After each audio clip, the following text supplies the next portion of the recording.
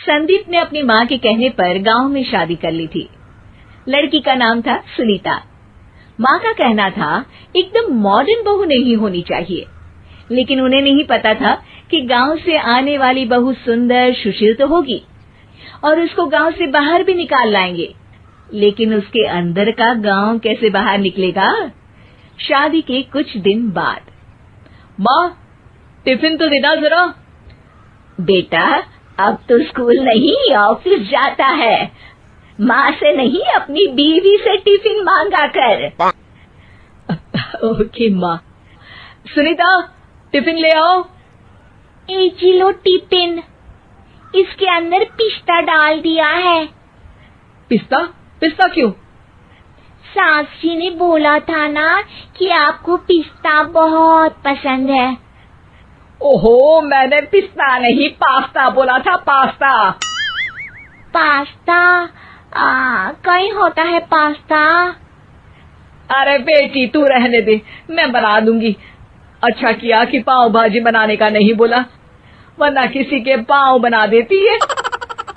सुनीता को बुरा लगता है, लेकिन उसकी नादान हरकतें कम नहीं होती।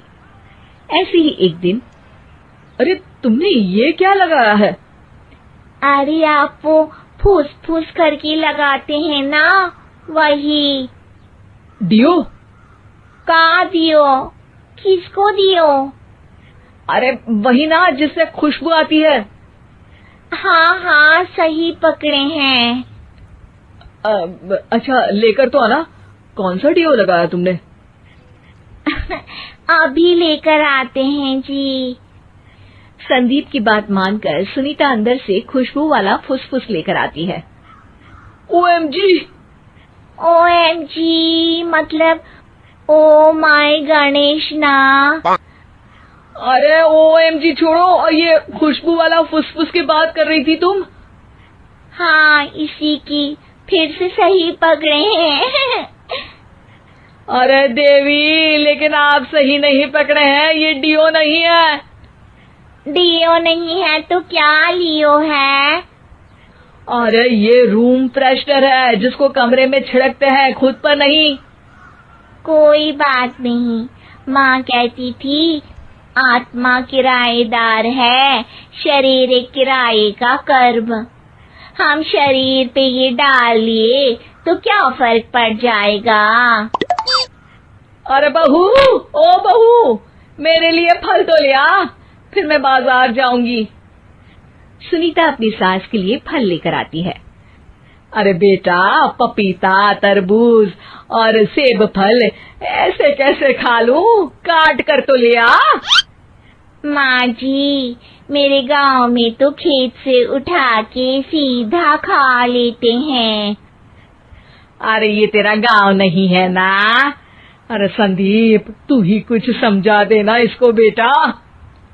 मैं कैसे समझाऊं माँ, ये तो माइक्रोवेव को भी भट्टी बोलती है। कल मैंने बोला हाय कैसी हो, तो बोलती है किसी को हाय नहीं लगानी चाहिए। अरे सुनीता, तेरा क्या होगा? अभी तो कैसे बताऊं माँ जी, अभी हम कुछ करेंगे फिर पता चलेगा क्या होगा, लड़का या लड़की। हे भगवान, कहाँ से आ गई है? रामपुर से जी, आप ही तो लेकर आए थे मुझे।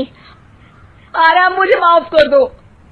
पहले कोई गलती तो करिए जी, आपकी तो सारी गलती माफ कर देंगे हम। हाँ अरे बहू, मेरी बात सुन। फल यानी कि फ्रूट जब भी लाए ना तो काट कर लाना, ठीक है? जी ठीक है माँ जी, फल यानी फ्रूट यानी काट के लाऊंगी।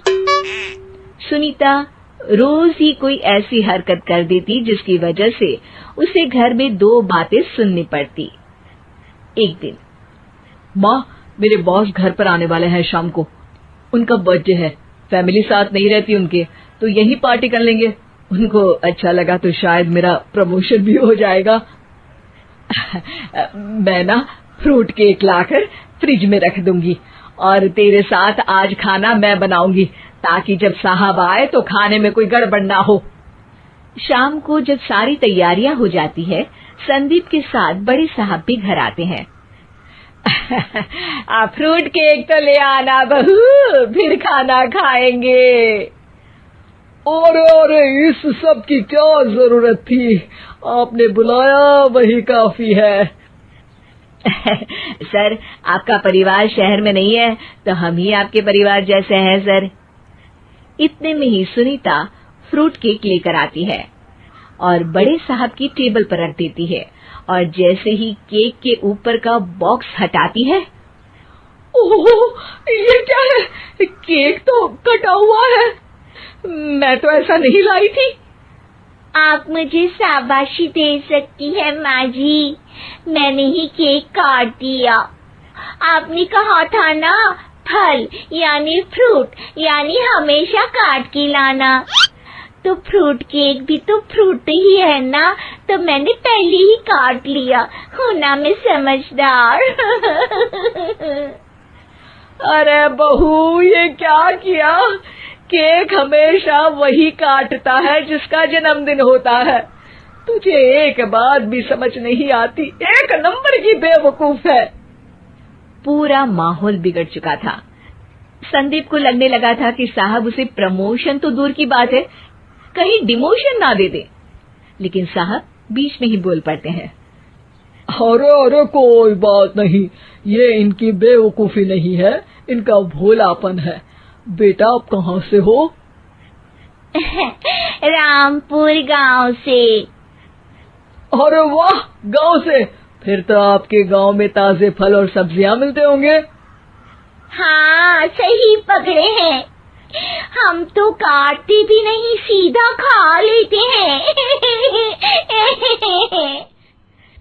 मैं ना एक बार तुम्हारे गांव घूमने जरूर चलूंगा। क्यों संदीप, ले चलोगे ना?